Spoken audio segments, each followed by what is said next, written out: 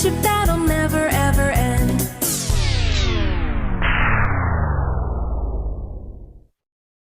Run!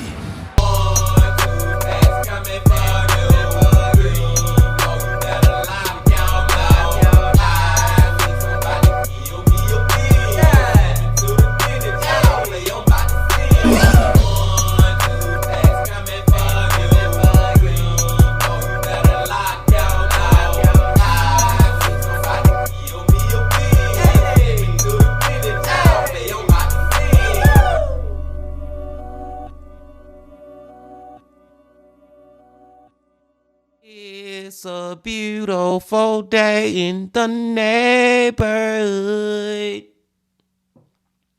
Reaction Beanie Yo 424. Day in the neighborhood. My brothers and sisters, this week has went by fast as hell, y'all. Like it feel like just yesterday, it was Sunday when we were watching the man, the myth, the legend, Mr. Ballin'. And now today, it is already Friday, my brothers and sisters. And I'm not complaining at all. Because it is the start of the weekend, and we also get to go back to this man right here. Adrian from Coffeehouse. Crime! Another Coffee Man Friday, y'all. Hope y'all doing excelente out there today. And I'm glad that you came on back to the channel once again to fuck with the bean. And the title of the video is How a Possessed Uber Driver Went on a 6-hour Killing Spree. Now, the thing I'm trying to figure out more than anything, y'all, if he was on a 6-hour killing spree, how many people did he kill in those 6 hours? You know what I'm saying? That's just the first question that's popping in my head, man. Then they say Uber driver, which leads me to believe that the people he was killing was his customers. You know what I'm saying? People he was picking up from one destination to take them to another. Instead, they never made it to the other destination. I don't know, y'all. I don't know. But this is a long one. The Coffee Man told us last video that he said his next one's gonna be pretty long. This is the only video he put out this week, and I'm ready to get into it with my brothers and sisters. But before we get into it, y'all know what y'all got to do. Get whatever you may need. Get what you need, please. We back to the Coffee Man on another Friday. Y'all got what y'all need? Y'all ready to go? Then let's fucking go. This is Jason Dalton, a seemingly normal man until one winter's morning when he suddenly snapped. Jason used to be an average yet well-respected family man. But in February of 2016, after signing up as an Uber driver, he would do the unthinkable and go on a murder spree using the app. Even stranger, he believed that the devil was using it to control his every move. So, who is Jason Dalton? What caused him to change in an instant? Was there really a so-called devil behind the app? And how would the community of Kalamazoo react? Welcome back to Coffeehouse Crime, folks. My name is Adrian, and this is the story of Jason Dalton, a man whose deplorable actions were so sporadic that people still struggle to understand his reasoning even to this day. If you're new here, I like to caffeinate while I investigate, so if you do like true crime stories, please consider subscribing, it really does help me out. And now, with that out the way, please grab yourself a coffee, pull up a seat and get ready for the deep dive. This is the case of Jason Dalton. Get whatever you may need. Welcome to Kalamazoo, Michigan, folks. Found in the southwest region of the Great Lakes state, Kalamazoo is a vibrant city with a rich history. It is well known for its prominence in education and the pharmaceutical industries, and has many local breweries that produce a variety of beers. Interesting fact, but this city was initially called Bronson after one of the first white settlers in the area. However, after years of bad behavior, he was chased out of town, never to return again. And that is when the townspeople renamed it to Kalamazoo to better reflect its Native American heritage. Oh, and by I just gotta say real quick, W Kalamazoo, that is a cool ass city, man. Name for a city, you know what I'm saying? Like, I live in Kalamazoo. Like, that just sound cool to me. I don't know, y'all. Y'all know I be a little weird sometimes, but let's go. By the way, the reason that most pills nowadays are easy to swallow is actually because of Kalamazoo. William Erastus Upjohn invented easily digested pills, and this colossal discovery led to the development of a pharmaceutical industry which now bears his name. The city of Kalamazoo is often celebrated for its dedication to the arts, evident in the numerous galleries, theatres and cultural events throughout the year. Its natural beauty is complemented by parks and many recreational spaces, including the Kalamazoo Nature Center and the Calhaven Trail, providing many opportunities for outdoor activities. Overall, Kalamazoo embodies a harmonious blend of history, culture, education, and natural splendor, making it a distinctive and inviting community. But in February 2016, that friendly community was shattered by a crazed mass shooting across town. 911. I was just driving down West Main, heading towards 131 from downtown. There was a man going roughly 70, 80 miles an hour, weaving in and out of both lanes of traffic. Where did they shoot at? County emergency. Yeah, hello, I need a ambulance police at 5111 High Meadow Drive. Please hurry up. Somebody shot, fire shots. She on the ground. I don't know if she hurt. Okay, ma'am, give me the number again. 5111 High Meadow Drive in Savannah Trace Townhome. Okay, so female's down. She's been shot. Don't move. Don't move. Okay, where's the person that shot her? I don't know. The car sped off, please. Oh, Kalamazoo County 911. Hi, we just drove by the Kia. What road are we on? 94 Business, and a guy just shot some people in the parking lot. Kalamazoo County 911. I'm at the Kalamazoo Cracker Barrel, and there's been gunshots in a car. 2 cars have been shot up. There's 3 people in one car, and one guy is not moving. On the night of February the 20th, Okay, so it sounded like me to this dude was doing a drive-by. Like he was just going around just randomly rolling his window down and just shooting people like it's freaking Grand Theft Auto out here or something. You know what I'm saying? But like, this is different than what I thought it was going to be. I thought he was going to have customers in his car, then he, kidnap them and kill them. But no, it sounded like this man is just being reckless as hell, riding through the streets like he's CJ from San Andreas and just shooting whoever he decided to shoot. Wow, man. It's crazy how a video game basically can depict real life perfectly. Let's go.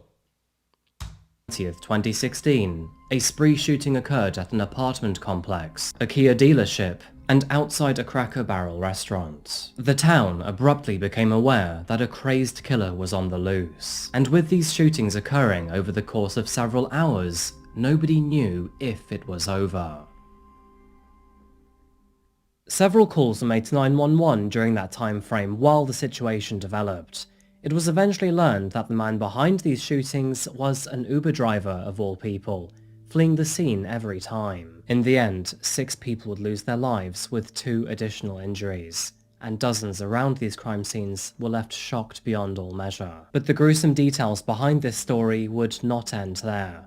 The man who was behind all of this appeared to be delusional, and claimed that the Uber app was controlling his every move. The man's name was Jason Dalton, and although he did appear to be an average bloke, that sentiment could no longer be said. And so, with all of this in mind, let's dive into the world of Jason Dalton.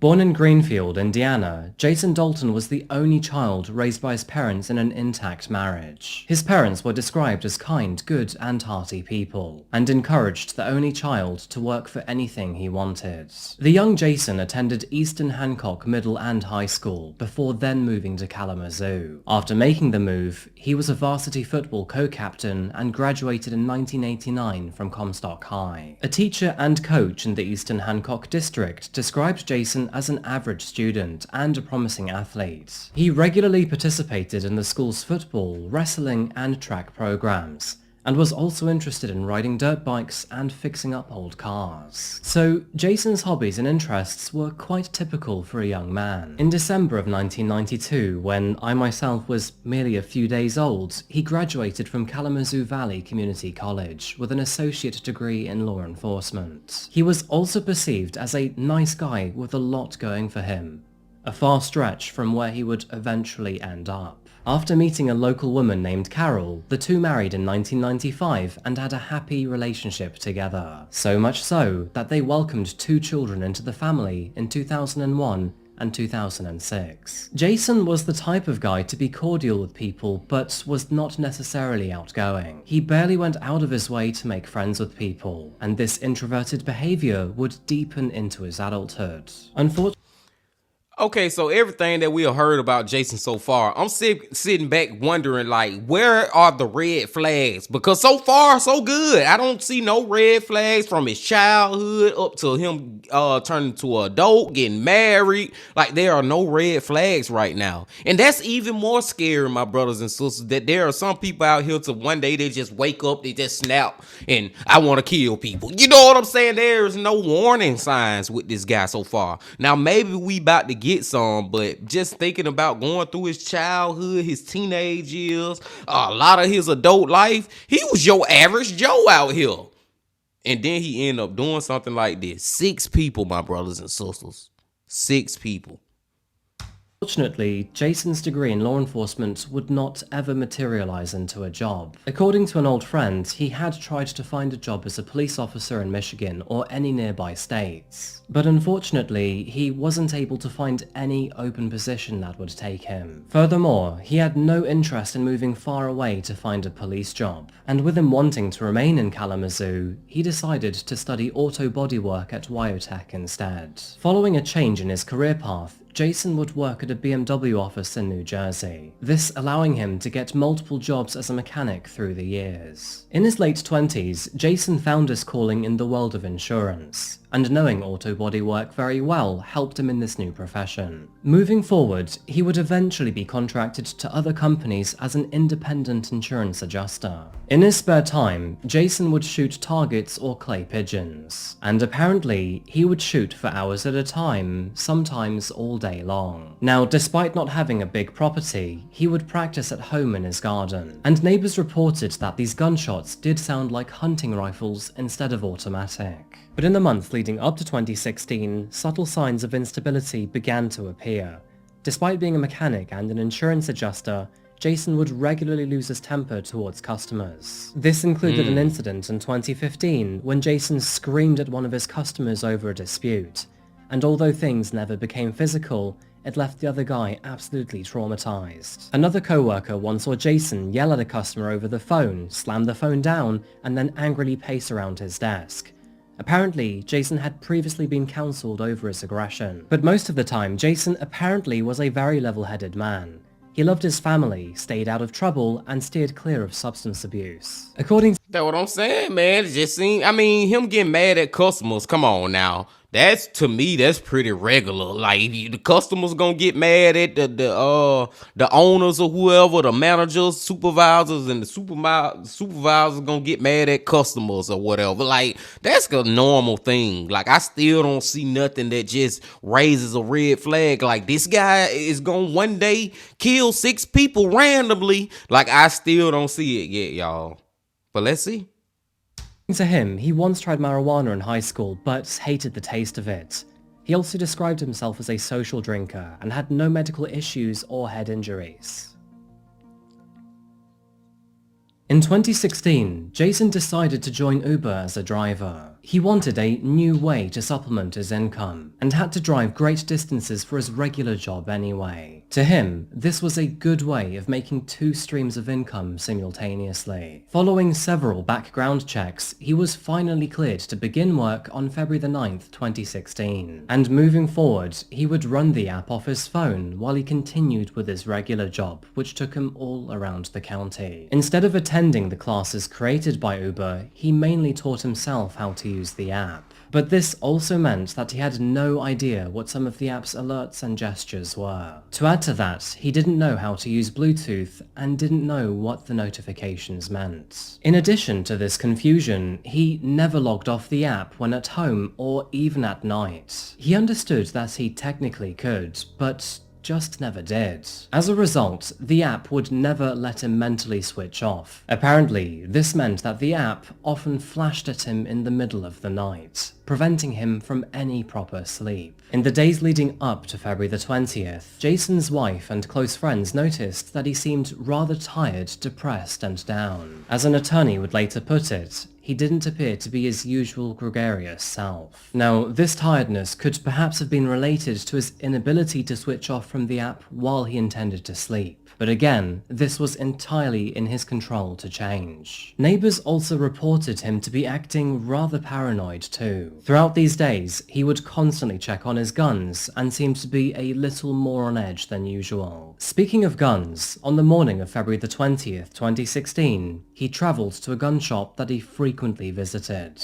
Although he would usually drop by to chat with the owners without buying anything, this time was different. Jason was in and out of that shop within several minutes, only stopping to purchase a heavy-duty tactical jacket. And this is where our story becomes very bizarre very quickly. You see, Jason claimed that on the same afternoon of him visiting that gun store, the Uber app suddenly took control of his mind and his body. After entering a silver Chevy Equinox, Jason also claimed that something entered the vehicle with him. This thing was growling at him and made him feel like he was on fire. And this is where it gets very, very strange. According to Jason, a bunch of unrecognizable symbols appeared on his app, and when he tapped them away, the devil's head appeared on his screen. He was in... Okay.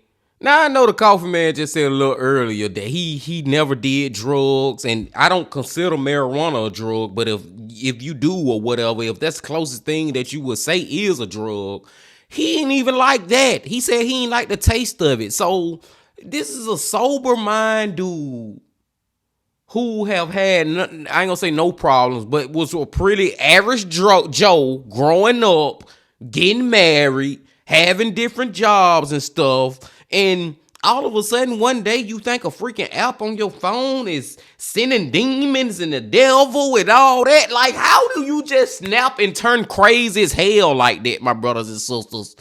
I don't know. This is bizarre. This bizarre, my boy Coffee. This is, y'all. But let's keep going. Let's keep going. In control when the app turned red, but when it turned black, he was a puppet to the devil. And apparently, the moment he touched that screen, the app turned black. And whether his confession was absolutely baloney or not, his actions in the hours ahead would have terribly grave consequences. 911? Hi. I'd like to report an erratic driver. Where? I was just in the car with him. He was my Uber driver, and when he was weaving in and out of lanes, he sideswiped the car on West Main Hill. He was driving like 75 miles an hour down West Main. I got his license plate number when I jumped out of the car. Okay, what kind of car is it? It was like a Chevy Equinox. What color? Silver. He had a dog in the back seat. He was my Uber driver. Like I just wanted to report it because I don't want someone to get hurt. I understand what you're saying, but I need to know if you want to talk to an officer or if you want me to have an officer. You should be on the lookout for it. I just want to be on the lookout. And okay, thank you. Report to Uber because I don't think he needs to be picking people up. Okay, you're going to have to do that, sir, not us. All right. Hey, time out. This one of them goddamn little sassy, little smart ass fucking dispatchers that this man talking to. You know what I'm saying? She just missing it. Do you want to talk to an officer or not? You know what I'm saying? Well, you gonna have to call them and tell them that. Like, she got an attitude, man. And I understand that these dispatchers get a million different calls in a day. I'm exaggerating, of course. But y'all know what I'm saying, man. I understand that they get a lot of calls and a lot of them be BS and all that. But I still feel like, man, if you taking a job like this, everybody who call you and warn you about some stuff, you got to take it serious. And you got to still be professional and just be respectful. Like, I feel like she was kind of disrespecting that man right there. Maybe I'm the only one who see it like that, my brothers and sisters. Maybe some of y'all see it like that. But it's just, she was so snarky and so like, well, you got to call them and tell them, do you want to speak to the police or not? Like, come on with all that extra ass bullshit, man. This dude is reporting something that he think gonna put other people's lives in danger. Once he tell you something like that, you should go with it, accept it, and do your damn job the right fucking way. without all the disrespect. But like I said, maybe that's just me tripping. Maybe I'm looking too much into it. But let's go. I can do that. Thank you. At 4:30 p.m, a local man named Matt Mellon jumped into an Uber. After spending the previous night out drinking, he was now ready to go collect his car. And after jumping into his Uber vehicle, he was greeted by his driver, Jason Dalton. Jason introduced himself as Mimi, and would also introduce his dog in the backseat of the car, which was rather unusual for an Uber driver. Although their drive initially began fine, Jason received a phone call shortly into the journey. He said he'd call them back before hanging up, but that is when his demeanor suddenly changed. Jason suddenly started speeding, sideswiping cars and driving over lawns and medians. He ran through multiple red lights, nearly taking himself and other vehicles out in the process. He began to scream his directions out loud, repeatedly telling his passengers, "This is my destination," over and over again. As soon as the vehicle came to a stop, Matt jumped out of the car as quickly as he could. Jason... You know, another thing that I know some of y'all out there already have thought about. For this man to be speeding 75 miles per hour down a 45-mile speed limit road or whatever, to be driving so sporadically, to be weaving in and out of traffic, to be sideswiping cars and doing all this craziness, why the police ain't been pulled him over? There was no police that just was out patrolling that seen this damn crazy man driving like a lunatic? No police seen this?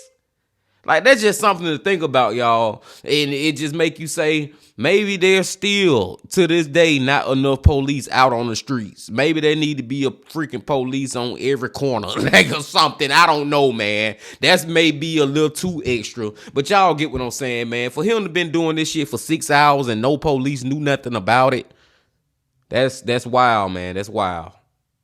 Jason's commotion had caught the attention of several other bystanders, all of which who were just as confused as Matt was. He then phoned the police. By then, multiple calls had already been made by other shocked witnesses.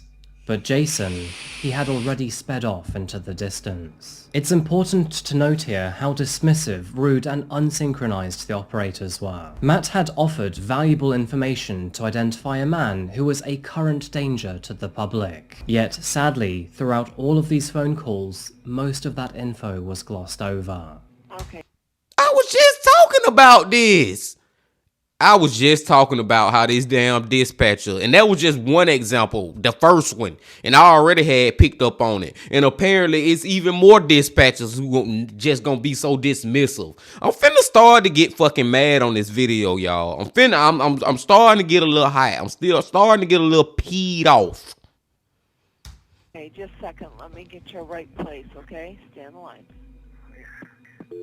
I need to transfer you one more time. I'm going to transfer you to the city because that's where the accident actually occurred, so hang on 1 second.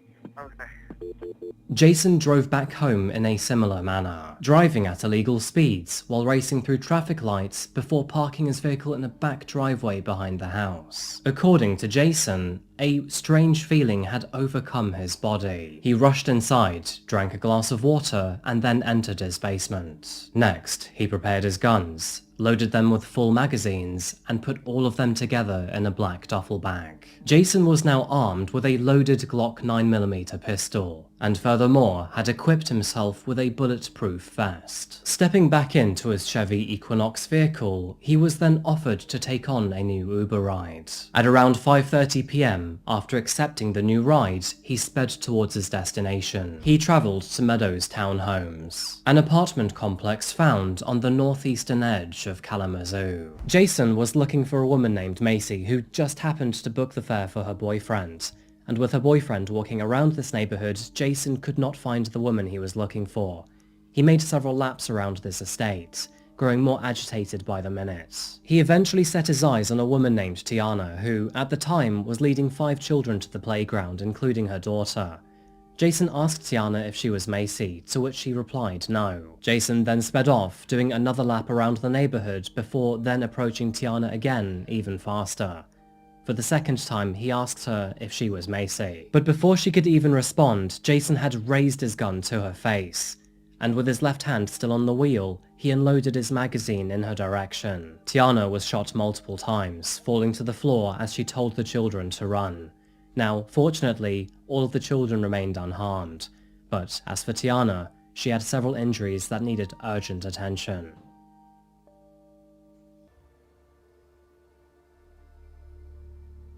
Yes, I live in Meadows Apartments. Right, we've got the call on the female that's been shot. We've got people on the way. Did you see the suspect? No, all I'm doing is hearing. I just wanted you guys to get Yeah, we've got people on the way, okay? So somebody has been shot then? Yes, ma'am.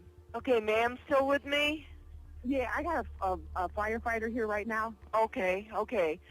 Let me get your name real quick, okay? Yeah. County emergency? Do you know this girl's name? No, I don't. She's with him. He's looking at her, and I hear cops coming. They're on their way, okay? Thank you so much. Bye.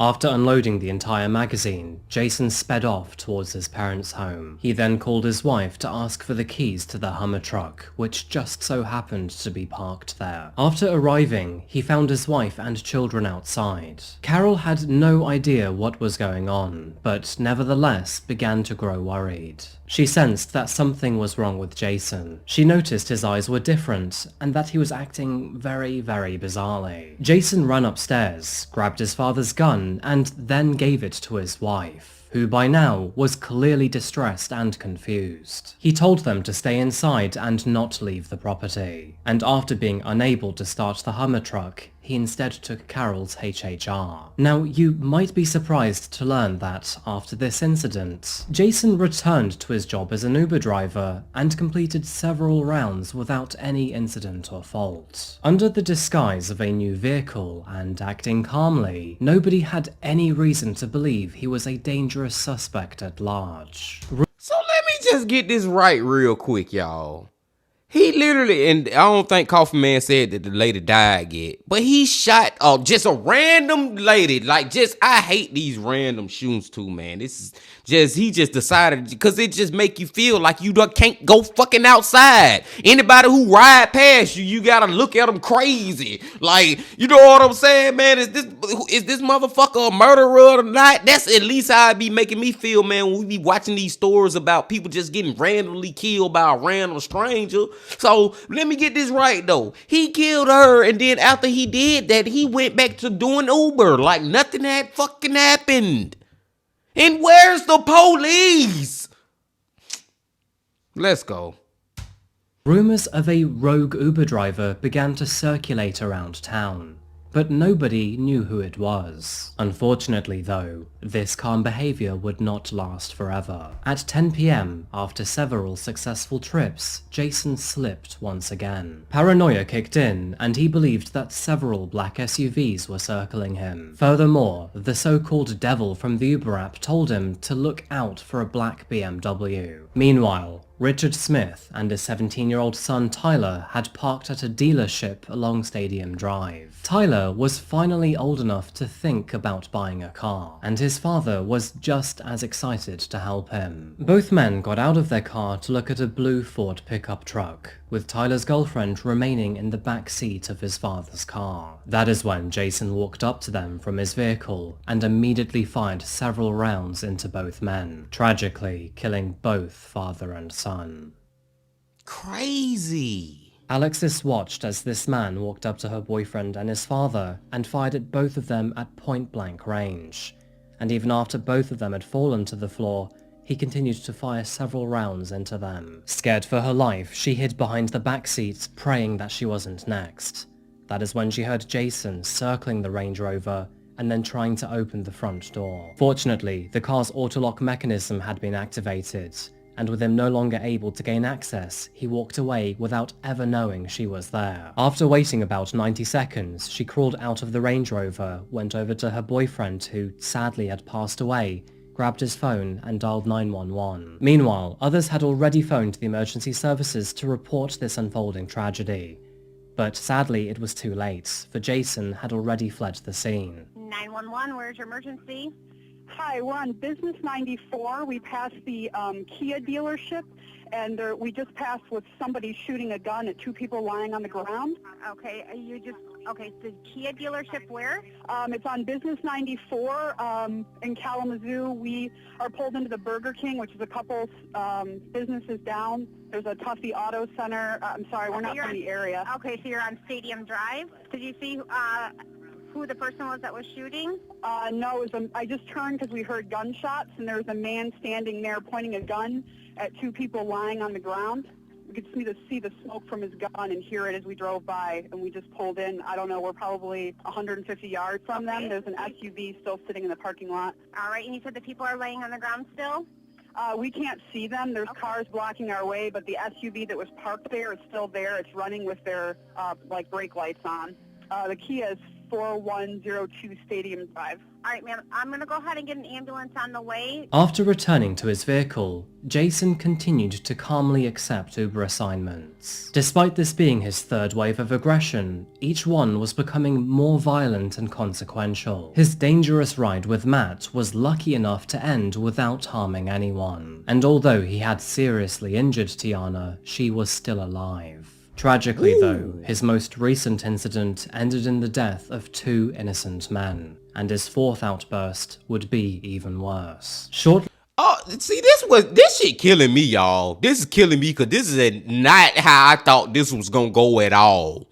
The fact that this man keep just randomly stopping and shooting people, and it's good to know that Tiana is still alive at this point, y'all. You know what I'm saying? The first victim of his random killing spree, she's still alive at this point, but the other two, the rest in peace father and son, gone like that. But it's just like, man, dude, the fact that he keep doing it, then stopping, and you got all these people calling in to the emergency services. Where are the police, my brothers and sisters? Why haven't this man been caught and stopped a long time ago? He go from killing people, shooting at people, whatever, to going back to fucking Ubering for a little while, then go back to shooting people. Like, goddamn, cuz, how could y'all not have found this man?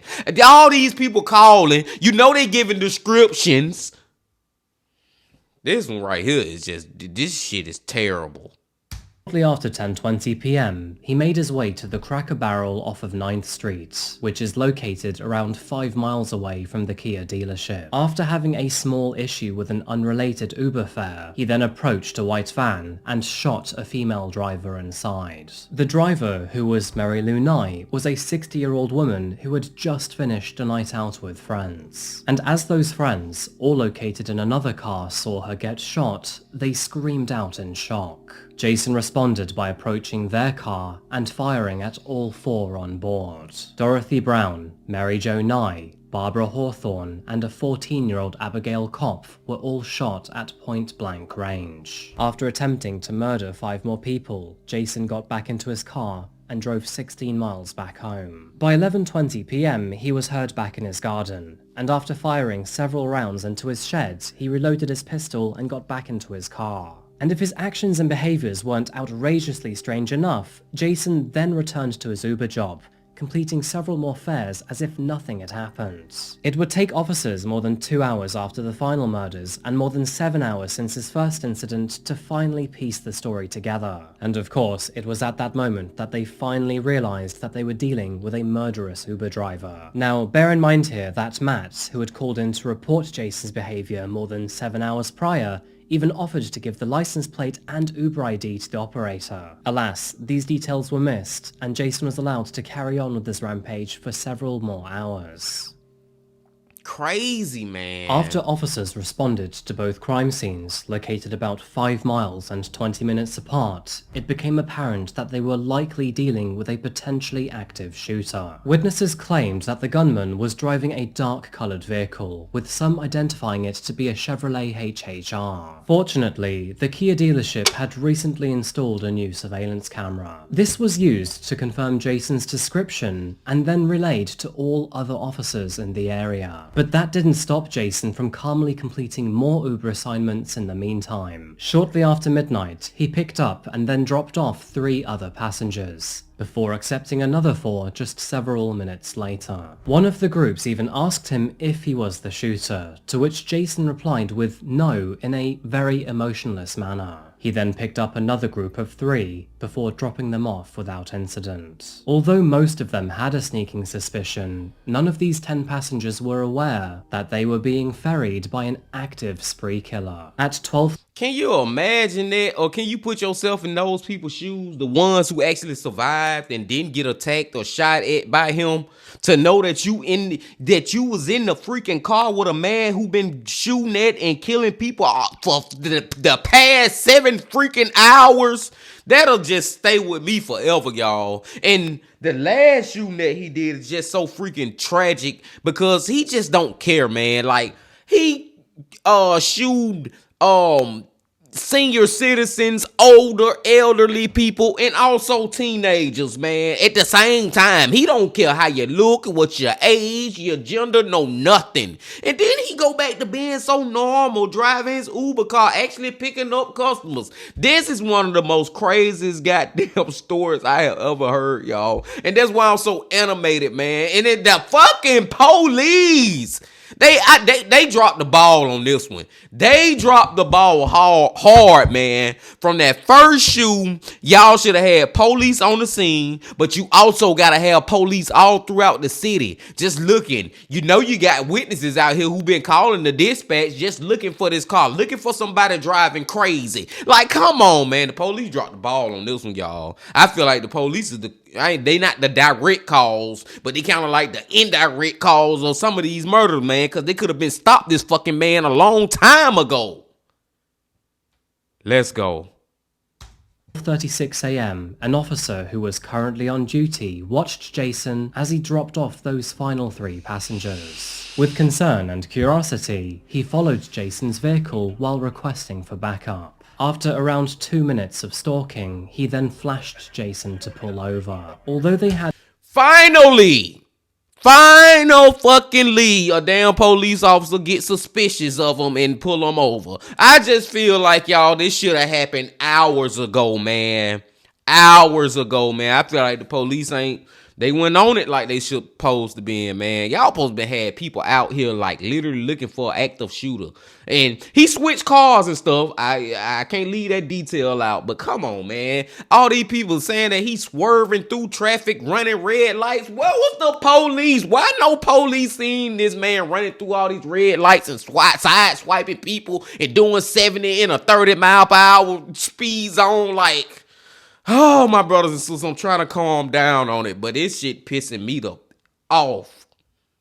Had no idea how he would respond. Jason was calm and compliant after they asked him to hold his hands out of the window. Officers then approached his vehicle without any incident, opening the door to pull Jason out of his car. Police found him to be wearing a bulletproof vest and a fully loaded handgun. He was arrested without a fight, and although his reign of terror was now finally over, this was only the beginning for the world to understand why he murdered so many. 7 people were shot dead and several others wounded in the US state of Michigan on Saturday night. A suspect was arrested and has been named as Jason Dalton. Authorities and local media said 3 separate and apparently random shootings took place in Kalamazoo County. We have multiple people dead. In summary, what it looks like is we have somebody just driving around, finding people and shooting them dead in their tracks. 4 people were reportedly shot at a Cracker Barrel restaurant, including a 14-year-old girl. A father and son were gunned down at a Kalamazoo car dealership. Police and the Kalamazoo Crime Lab were searching a house registered to the 45-year-old suspect. The local county sheriff's office reported a weapon was found inside his vehicle.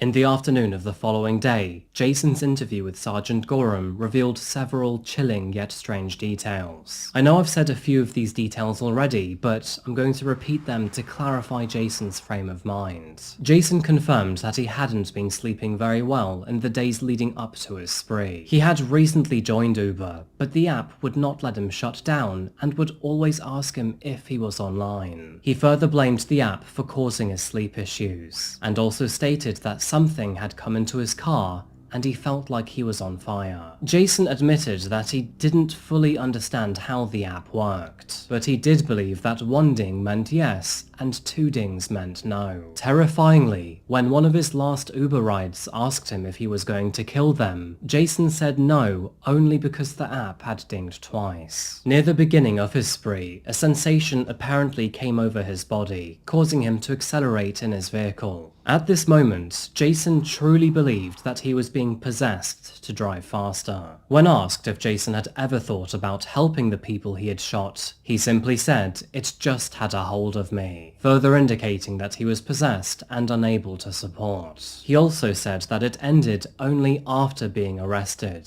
and that is when he came back to reality. Jason knew that his actions were wrong despite these statements. He confessed that he was aware that people would now look at him like a monster. He further added that he was sorry and saddened by his actions, and advised that he could not say any words that could bring closure. Is Uber UBER? Mm-hmm. You just recently been joined up with them. Yeah.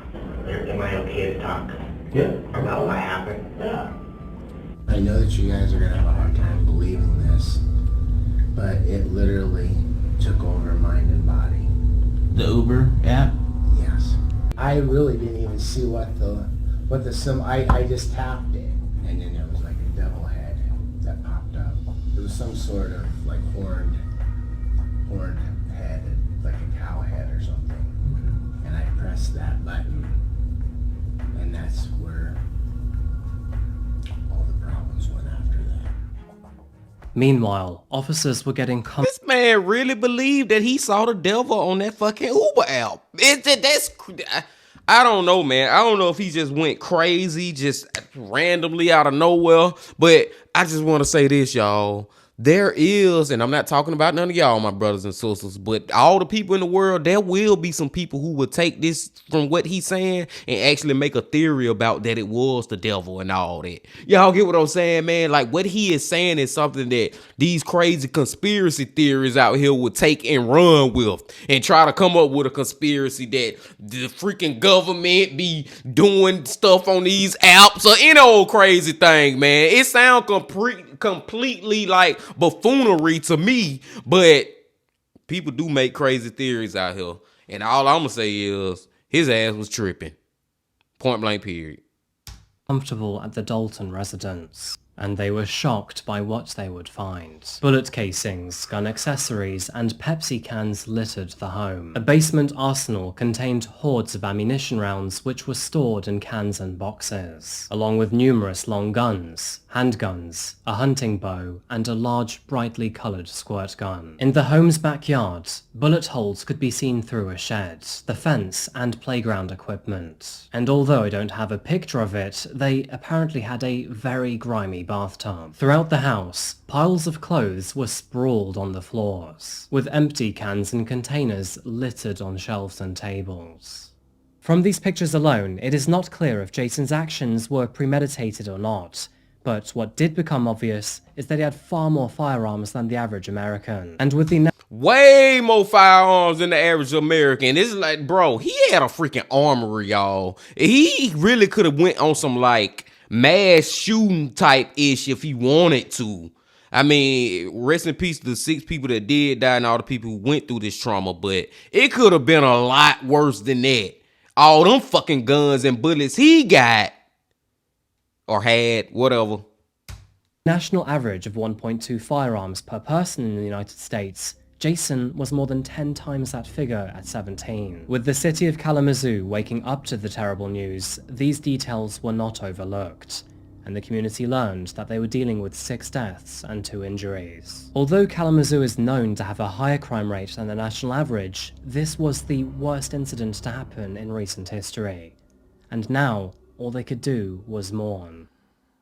Several vigils were held across the city. Hundreds of candles were lit in a nearby church. Meanwhile, local stadiums were filled with those paying their respects. In the parking lot of the restaurant where 4 people died, members of the community gathered to pay their respects. Many were left wondering how such an incident was allowed to happen. This was not just any typical shooting. Jason's actions were allowed to occur over the entire day and several locations. In a perfect world, if the phone operators and authorities were hot on his tail after his initial incident, then no one would have had to die or be injured. Matt Mellon reacted perfectly. The fact that he gave a vehicle description, license plate, and even the Uber ID was all the authorities needed to shut Jason down. They were even given a second chance after his grievous assault against Tiana, and Jason never tried to hide from the authorities either. Instead, he continued to travel around town and even actively serve passengers, some of which even thought that he could have potentially been the shooter. I don't see enough talk about this, to be honest, because from account suspension all the way to heightened patrols, the authorities really did seem to miss every opportunity they had. And of course, these details left many, including some of his victims, both angered and confused. Now, we'll get back to Jason's psychological evaluation later, but the point that I'm trying to make here is that law enforcement's reaction simply wasn't enough. Point blank period. That's the coffee man just regurgitated everything I was saying earlier, y'all. Like, dude, they literally dropped the ball. Fuck the ball. I feel like they dropped the boulder. Like, they dropped something way bigger than a ball with this one. I hate it's a lot. I hate all these stores, but I love watching them with y'all, man. But another thing I be hating is these type of stores where the police just the only people you like I said, you can't blame them directly because they not the ones who kill those people, but you blame them indirectly. Like, dude, what the fuck? Y'all supposed to be protecting and serving us, and y'all dropped the boulder on both of that. But protecting and serving, y'all dropped the boulder. Fucking crazy, man. On February the 22nd, 2016, Jason faced arraignment on 16 charges, including 6 counts of murder, 2 counts of assault with intent to commit murder, and 8 counts of using a firearm during the commission of a felony. He was scheduled to appear in court for a preliminary examination hearing on March the 10th. On March the 3rd, he was also ordered to undergo a psychiatric evaluation to assess his competence to stand trial. Of course, with his story of the Uber Devil, evaluators had to ensure he wasn't insane. By April the 22nd, he was declared to be of sound mind, and his competence was confirmed by the Michigan Center for Forensic Psychiatry. On May the 20th, Jason appeared for a preliminary hearing to determine the sufficiency of evidence for trial. During these proceedings, he would sadly make several disruptive outbursts. This also interrupted Tiana Carutha's testimony, which just so happened to be caught on camera. And I saw a gun. Kennedy in cars. No, they gave bags. These old people, they have these old black bags. They're called 80. They're black. They're black bags. If people drive around and look at them, it gets real like, hey, and it's time people look. And then that's when you tell people it's time to get to Temple. You need to listen to your attorney, right? Yeah, you need to get to Temple because you need to get going because it's called intimidator bags. You need to be quiet in today's proceedings, okay? Yeah. Being the first victim, I don't even know what the fuck he was talking about, but just the fact that you gonna start an outburst saying whatever the fuck you was saying, while this lady, the lady that you shot, she is freaking traumatized right now, bro. Just doing this, just getting up on this stand with the person who tried to literally murder her in front of her, then you just want to go off on some crazy tangent. Or maybe he was talking about something that she was saying. The fact of the matter is, I feel for her even more now. That is freaking crazy for him to do that.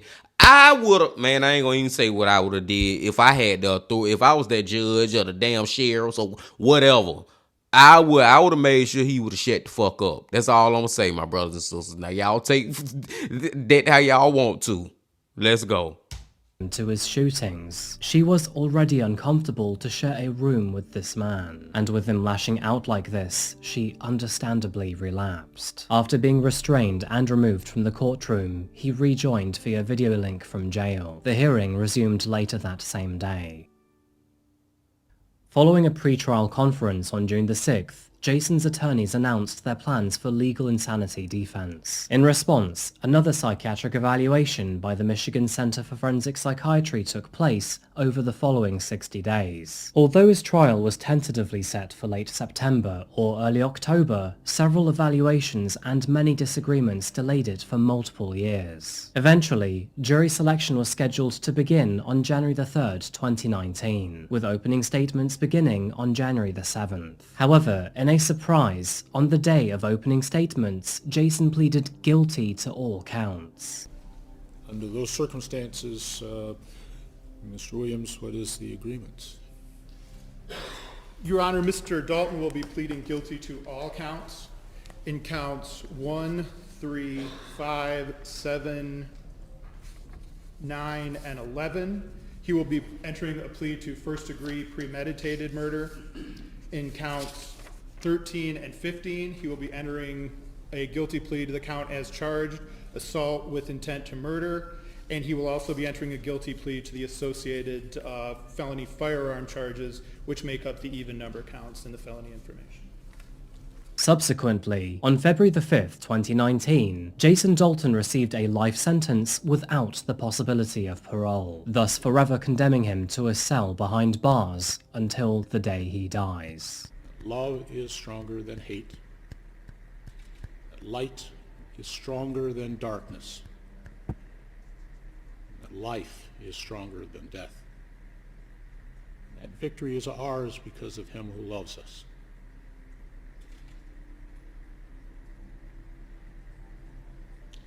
It's a court sentence as to counts 1. I have to go through each of them individually. Count 1, that you, Jason Brian Dalton, be remanded to the custody of the Michigan Department of Corrections and be sentenced to a period of life in prison without the possibility of parole. This is to be served consecutive to those sentences that will be given in counts 2, 4, 6, 8, 10, 12, 14, and 16. Also, they are to be concurrent. It is to be concurrent with counts 3, 5, 7, 9, 11, 13, and 15. Since then, he has been incarcerated at the Oaks Correctional Facility. I just want to say thank God that he got life without parole, y'all. Like, that right there just it made me feel as much better as we can. You know what I'm saying, man? No life, and then you may get out in 20 years, none of that. No, he gonna spend the rest of his freaking life until he die in prison. I just thank God for that. With Jason pleading guilty before his trial began, most of his psychological evaluations have not been released to the public, and so with that in mind, we aren't quite sure what he potentially suffers from. And although his initial health assessment declared him to be competent to stand trial, no further and more in-depth assessments have been concluded. It's worth noting here that Jason remained almost entirely emotionless throughout his confession, and was very matter-of-fact when he told the officers that the app was controlling him. Jason's main argument here is that he was under the control of the app, which does suggest he may have suffered from psychosis or prolonged delusions. What I find interesting is that Jason often flipped between periods of delusional murder and then being entirely calm behind the wheel, which directly contradicts these conditions. Furthermore, although Jason appears to be acutely sad in the days leading up to the shooting, he did not suffer from chronic depression and had no history of poor mental health. So, did the devil have a hold of Jason? Was this psychosis? Or was this all just one giant excuse? Sadly, we have no idea. And although many would be quick to call him a liar, his actions really do not make any sense whatsoever. Although no, it don't make no sense at all, y'all. Coffee Man just brought up a great point that I want to talk about real quick. The fact that you go from being a maniac killer to all of a sudden just back in your car doing your job, acting all normal. Then you go back to being a maniac killer. Like, That is something that is just very fucking weird and bizarre. And I don't feel like a crazy mental person would do something like that. Like, if you was this maniac killer, oh, you crazy, but then you go back to doing your job and actually being a righteous and good civilian in society, you know what I'm saying? Or back, you go from being insane maniac back to average Joe. No, bro, you kind of know what you're doing. You know how to turn that light switch on and off. You know what I'm saying?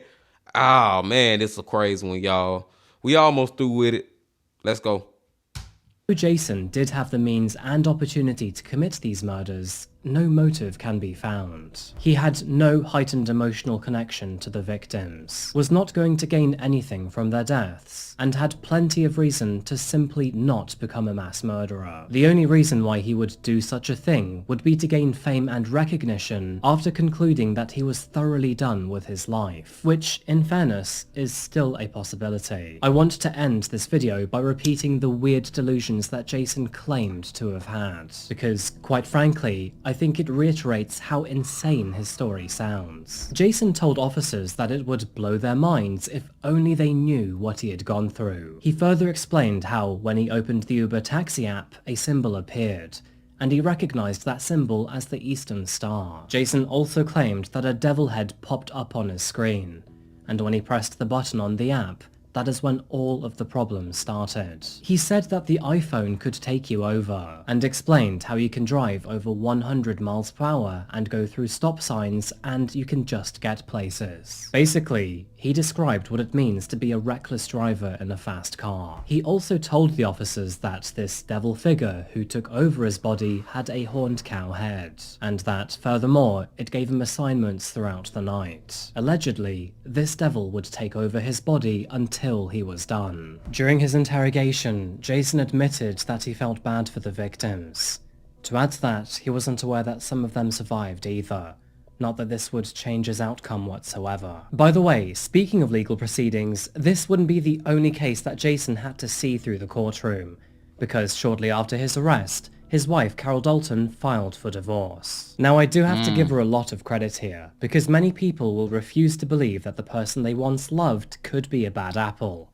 But Carol was very rapid in her decision. Now, in the weeks after the shootings, there was a rumor circulating that apparently Jason had filed a lawsuit against Uber claiming they had ruined his life, and furthermore, he was seeking $10 million in compensation. However, investigators later confirmed that this was fake, created by some low-life imposter.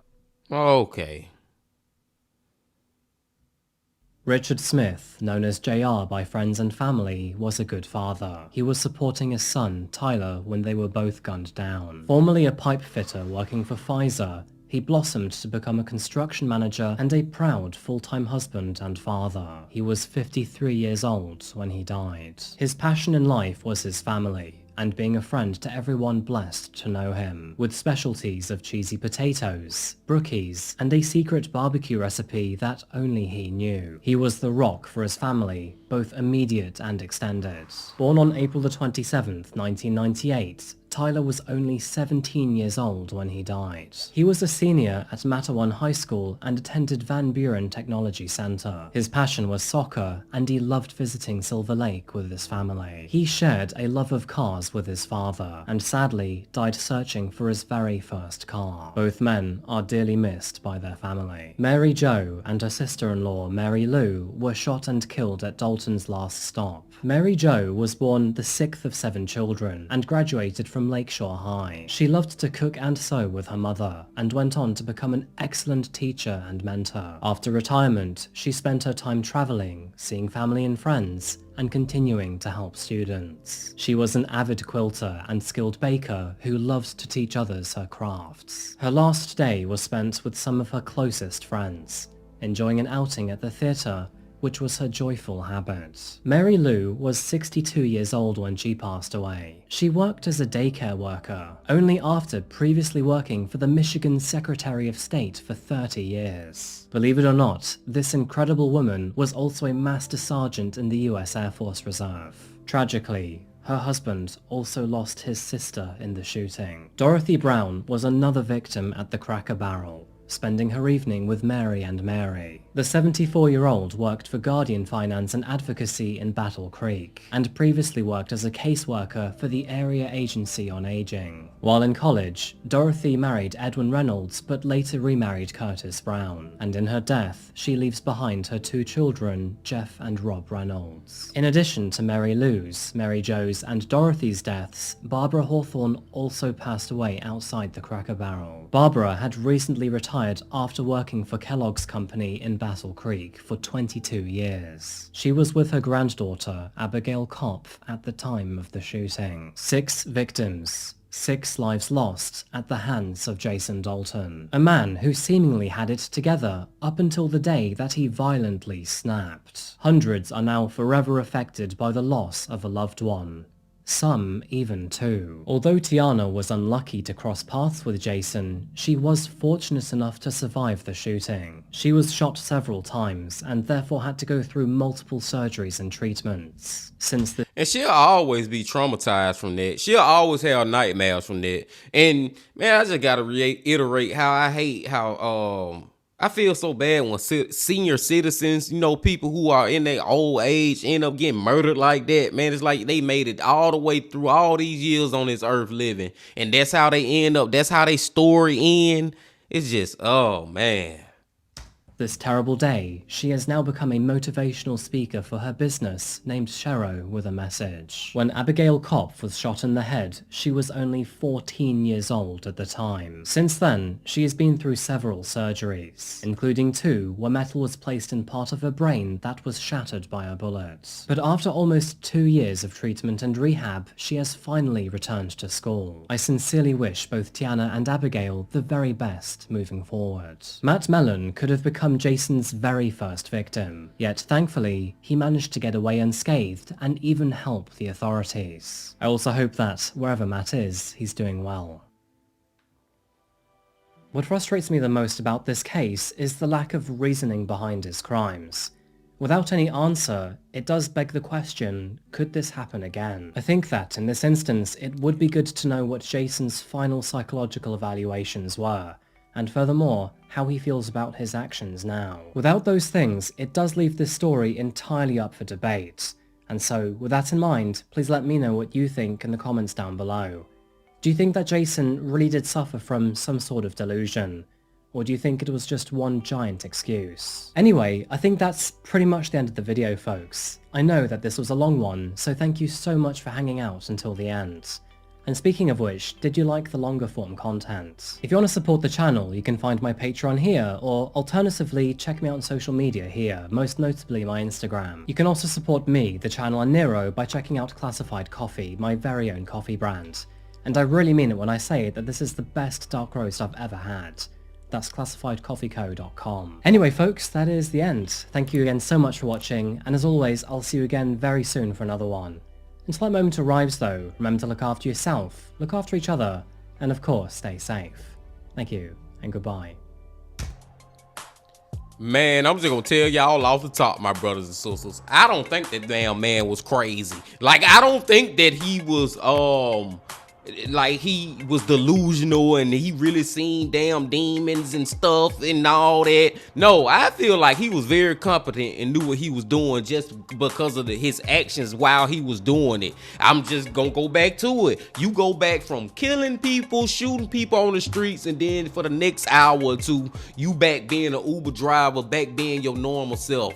I don't know, unless he was just having some movie type shit, some shit you see in the movies where people movie where some mother go crazy, then they be acting normal. I don't know, man. I don't know, y'all. I don't believe none of that, y'all. I'm not gonna even try to convince myself or even try to come up with a theory to think that that's what he was doing and that he was just insane. No, he knew what he was doing, man. And y'all, I have said this before and I say it again, any damn way, none of that matters, because I honestly believe even if you do have mental issues and all that, man, you still gotta be held accountable for killing these 6 people. You still need to go to prison for the rest of your life, even if you are mentally insane. So I don't even know why I'm sitting right here talking about all that, y'all. I am so happy that he at least got life in prison.